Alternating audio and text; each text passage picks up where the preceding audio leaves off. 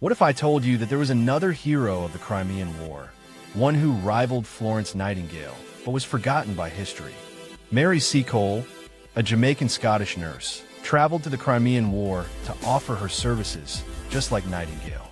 But while Nightingale's legacy lived on, Seacole's was all but erased. Why? Seacole's British hotel near the front lines provided comfort and care to soldiers from all sides. Yet she faced racism and sabotage. And then, Seacole disappeared from the records, her death a mystery.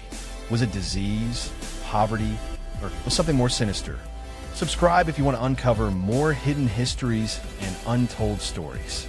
Let me introduce you to the fascinating world of forgotten heroes.